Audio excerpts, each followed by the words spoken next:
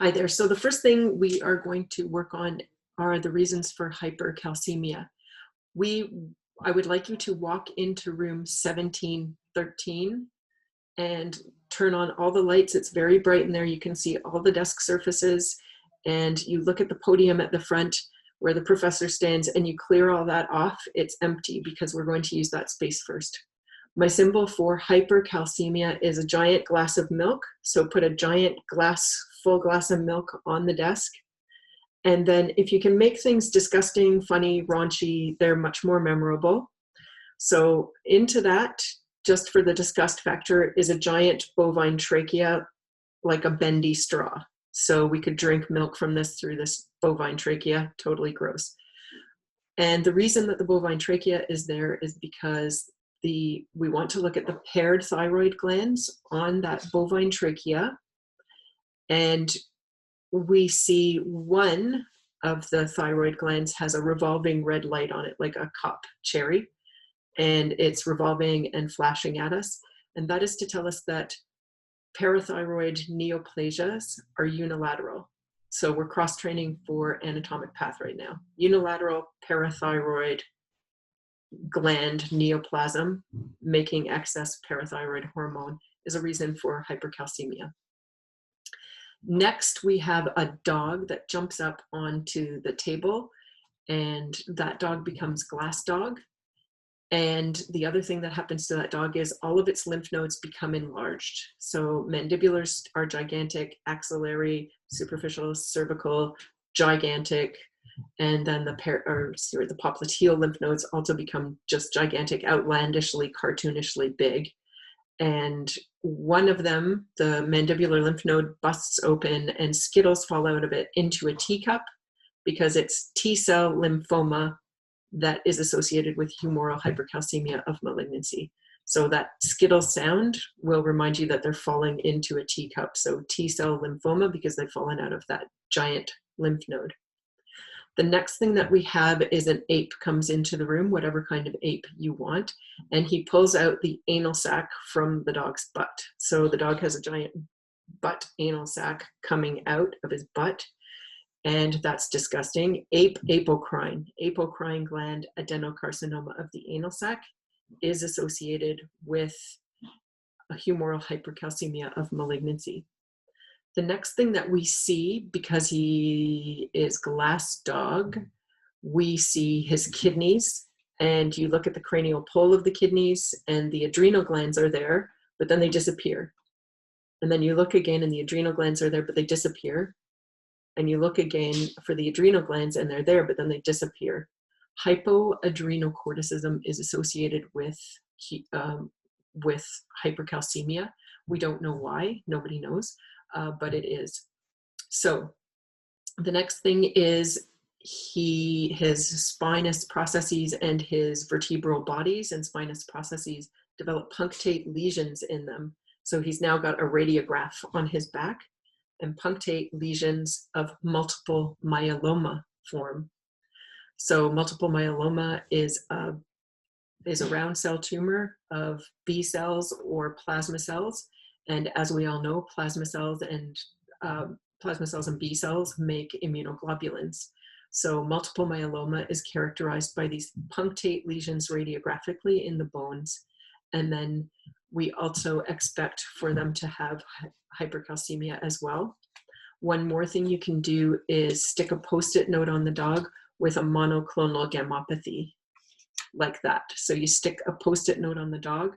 So we have albumin, alpha 1, alpha 2, beta 1, beta 2, and then in the gamma globulin section here, we have a spike that is as tall or taller and as narrow or narrower than the albumin peak, and that's the monoclonal gammopathy. So stick that Post-it note on the dog's crumbling spinous processes from having the holes in them. And look at the right forelimb of the dog, and on the distal radius, I would like you to put an osteosarc, let's say. So any sort of tumor that affects bone or is of bony origin can be associated with hypercalcemia. Obviously, it's tearing bone apart and remodeling the bone, and so that can cause hypercalcemia. What else do we want the dog to be doing? We want the dog to eat rat bait. And if you've never seen rat bait, I'm going to share my screen now. And the first thing I'm going to show you is, if you don't remember from radiology, these are the spinous processes of the dog, and they have osteolytic lesions in them. But what I want you to look at now is rat bait blocks. Rat bait looks like this teal color. Sometimes it's a turquoise color, sometimes it's red. But anyway, I'm going to stop sharing the screen. Anyway, that dog is nomming on a bunch of this rat bait. So he's got this green colored stuff falling out of his mouth, and it's quite disgusting because vitamin D analog or vitamin D type rat bait causes hypercalcemia. And then the next thing that I want you to add, to remember that it's vitamin D analog type material, share my screen again, I would suggest sticking a cartoon sunshine on it. So he's got sunshines and the green material falling out of his mouth, because my symbol for sunshine, or sorry, my symbol for vitamin D is a sunshine. Okay.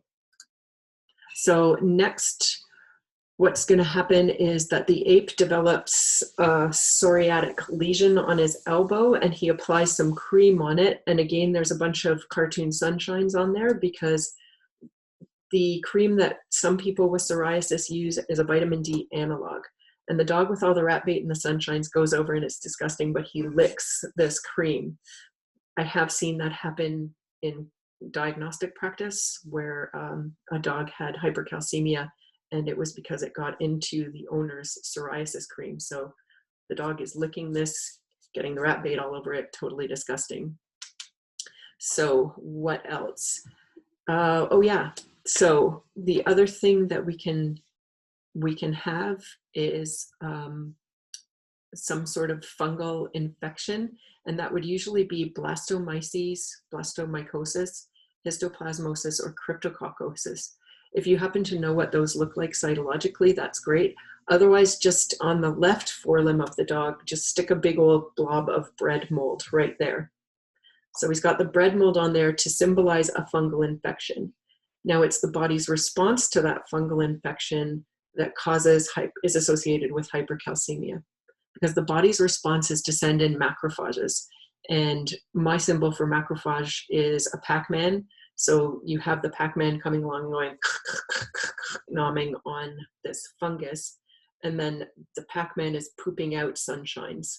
So the vitamin D type material comes out of macrophages in certain types of granulomatous inflammation. So it's the body's response, that granulomatous inflammation, that causes a vitamin D type substance to be released from macrophages and is associated with hypercalcemia. So where are we? We've done quite a bit of my gigantic list. Oh, this is good. This is an Avili question, not that I'm talking to you about an Avili question. I would never do that. In walks Glass Horse and walks up to the giant glass of milk, takes a sip, and then you look at Glass Horse's kidneys and they turn into Swarovski crystals because that's renal failure in the horse is associated with hypercalcemia. It's not so in dogs and cats and other species. It's just horses, probably because they eat so much calcium in their diet, they have hypercalcemia when they have decreased renal function.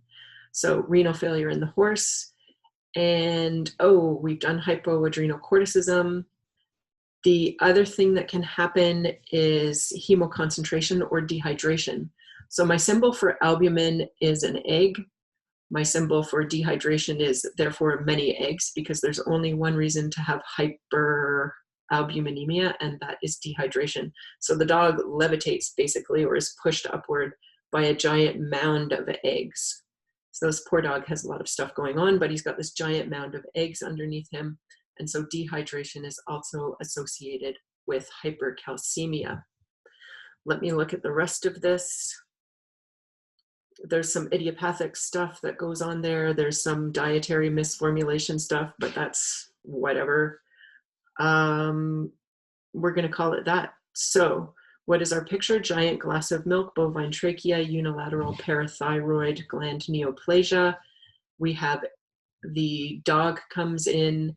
He has giant lymph nodes, skittles fall into the teacup, T-cell lymphoma, multiple myeloma, lesions in the spinous processes and vertebral bodies. You stick up a Post-it note on the dog because he's got the monoclonal gammopathy. And then the ape comes in, pulls his anal sac out. So that's apocrine gland adenocarcinoma of the anal sac is associated with humoral hypercalcemia of malignancy. We have the osteolytic lesion, the osteosarc, and the distal radius of the dog. Then we also have the granulomatous inflammation, the fungus here pooping out the sunshines. Dog is eating rat bait.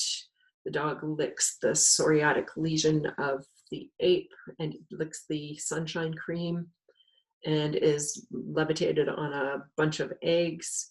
The horse comes in, drinks the milk, has kidney failure, has hypercalcemia associated with kidney failure.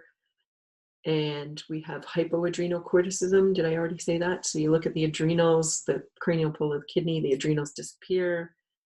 And I think that's about it for our little list. So we're going to move on to a different one in a different video. See you soon.